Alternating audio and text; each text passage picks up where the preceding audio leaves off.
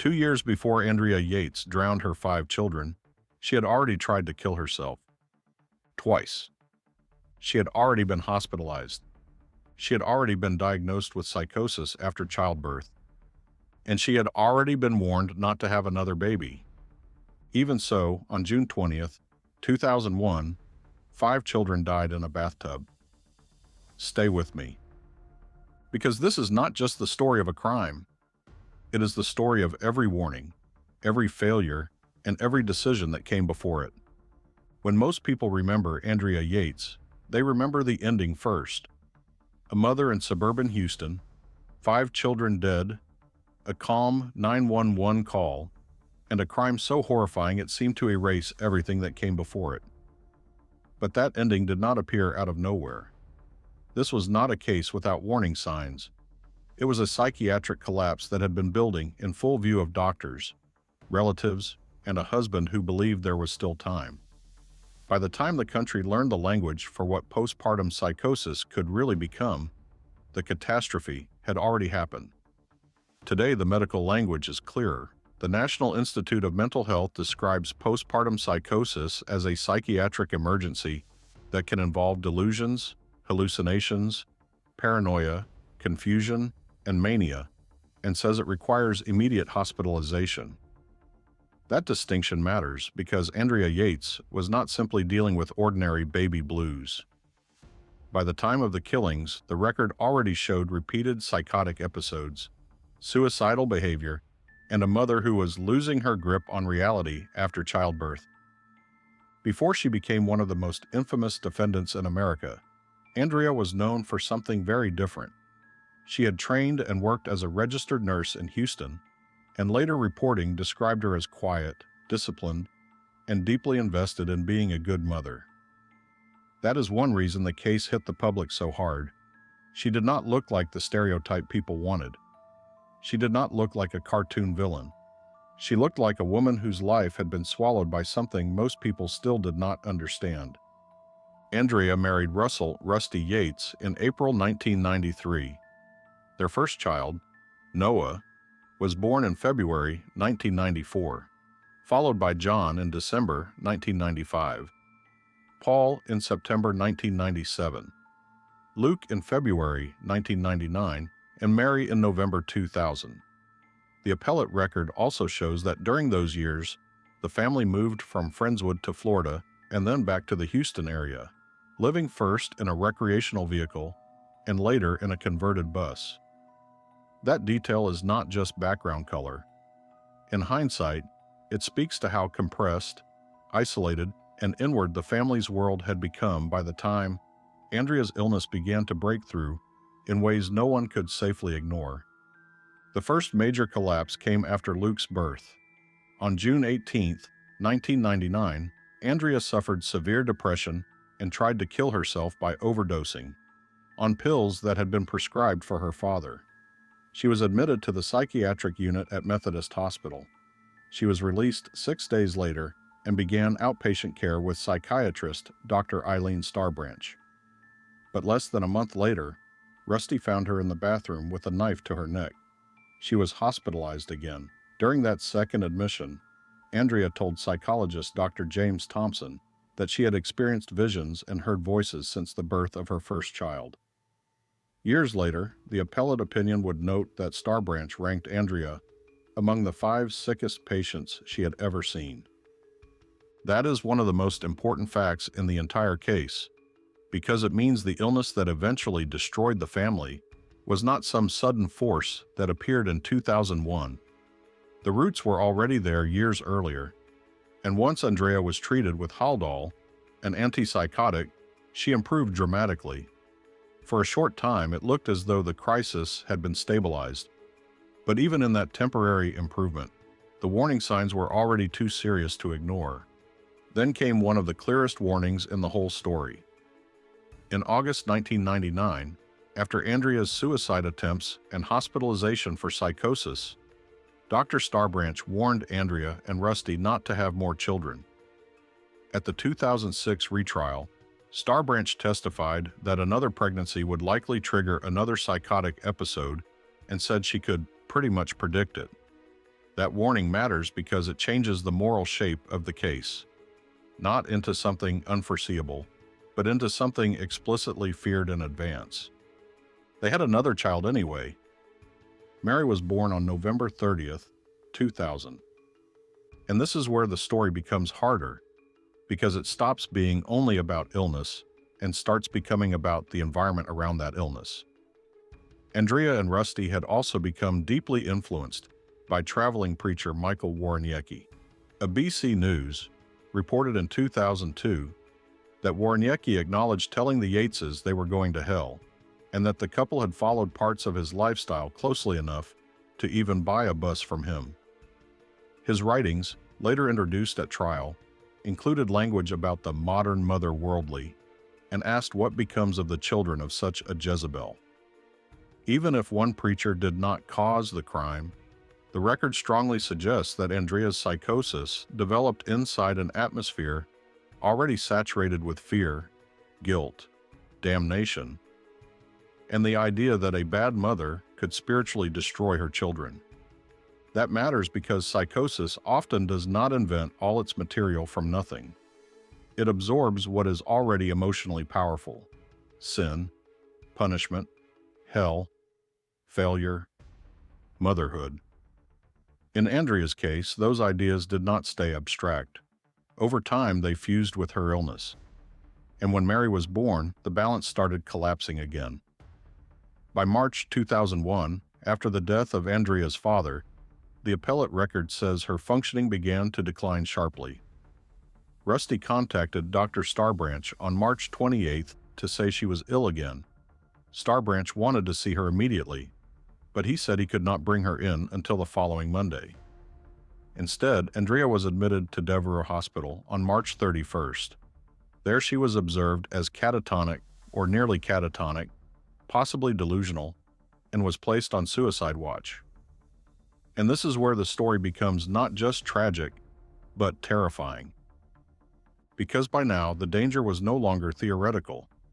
The appellate record states that Dr. Mohammed Saeed, who treated Andrea during that 2001 hospitalization, recommended that someone stay with her at all times and that she not be left alone with the children. That sentence should stop you cold, because it sits at the center of one of the most painful questions in the entire case.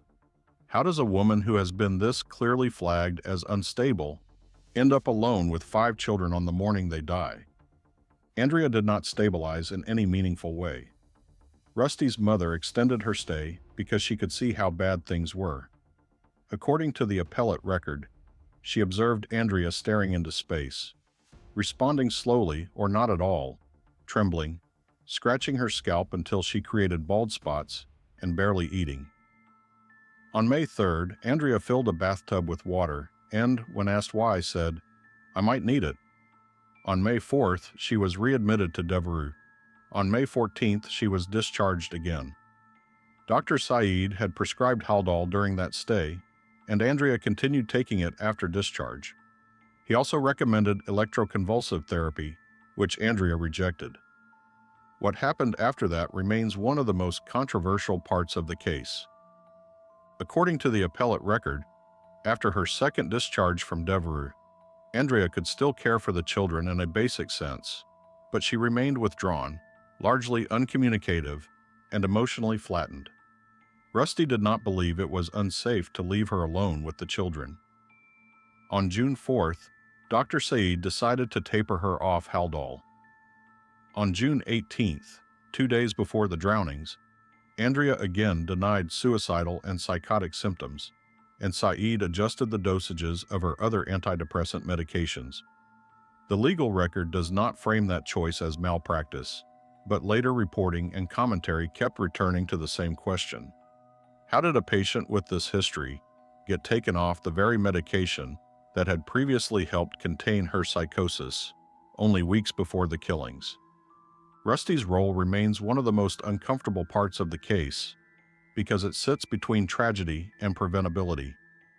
The record shows he knew Andrea had attempted suicide, had heard voices, had suffered psychotic depression after childbirth, and had once improved on Haldol. The same record also shows that despite earlier warnings, The couple went on to have Mary, and that in the final weeks Andrea was still visibly deteriorating. Later interviews suggest Rusty believed structure, faith, and normal family routines might help restore her. But severe psychosis does not yield to optimism, and one of the hardest truths in this story is that ordinary family logic was being applied to a psychiatric emergency. By the morning of June 20th, 2001, those delusions were no longer abstract. Rusty left for work. His mother was expected later. In that window, Andrea filled the bathtub and drowned the children one by one inside the family's home in Clear Lake. According to court records and later reporting, she placed the four youngest, John, Paul, Luke, and Mary, on a bed and covered them. Noah, the oldest, was left in the bathtub. Then Andrea called 911. Then she called Rusty and told him to come home. The timing is stark. At 9:48 a.m., she called 911 and asked for police. When Rusty called her from work and asked if anyone was hurt, she told him the children were hurt. When he asked which ones, she answered, all of them. That sequence became central to the legal fight because there was no attempt to run, no fabricated intruder, no elaborate cover story. She had done it, and she knew the police needed to come. So the legal question was never the obvious one. It was not, did Andrea Yates kill her children? It was, did she know it was wrong?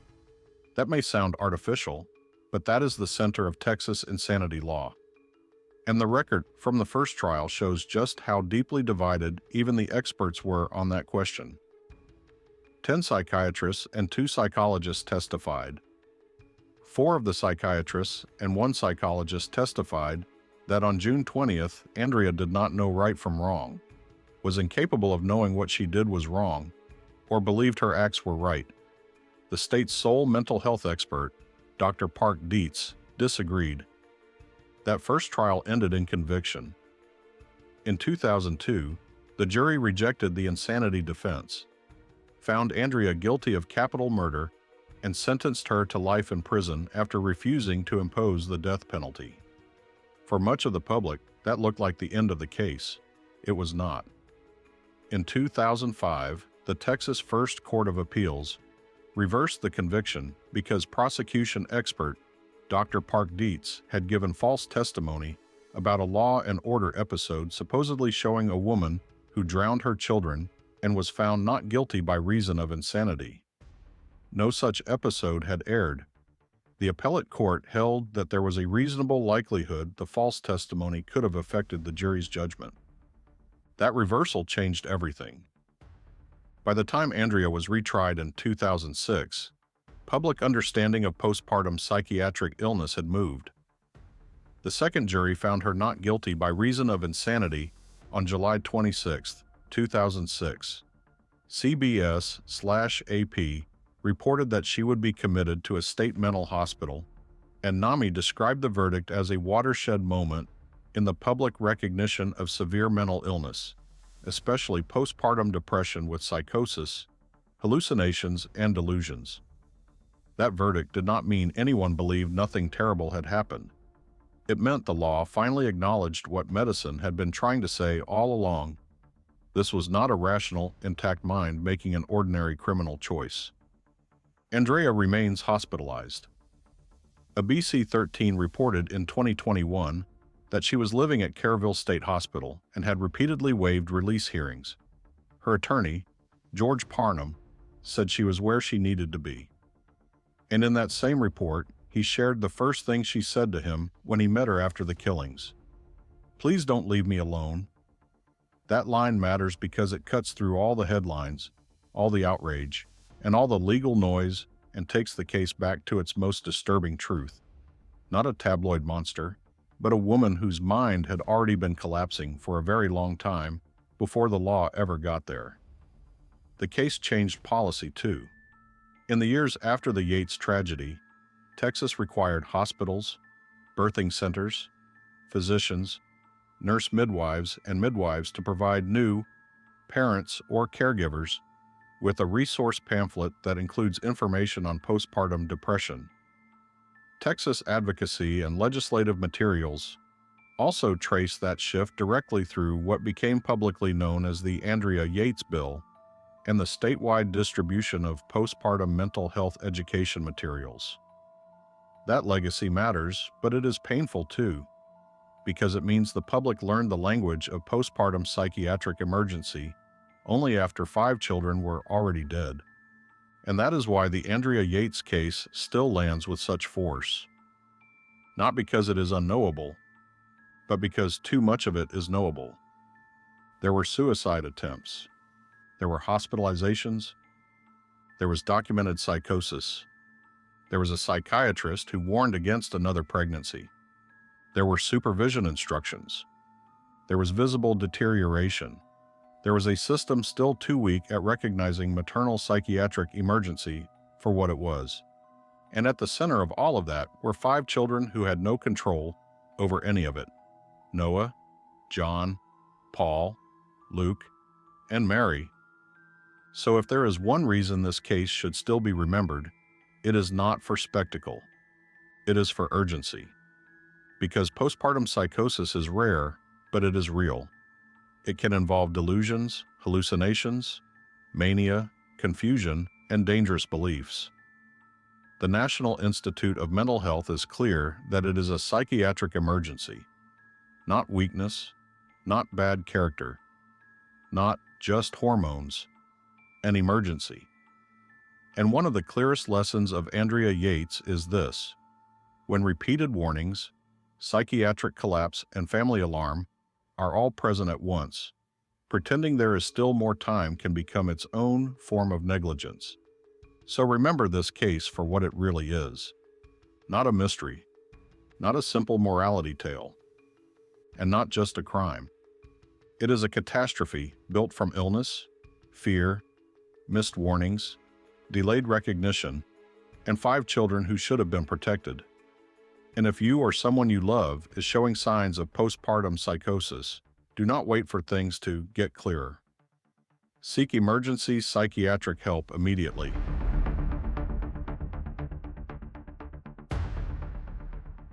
Thank you to everyone who watched this video. We truly hope this story mattered to you. And if you'd like to support the channel and help us continue creating content, please like the video, leave a comment, share it, and subscribe to the channel.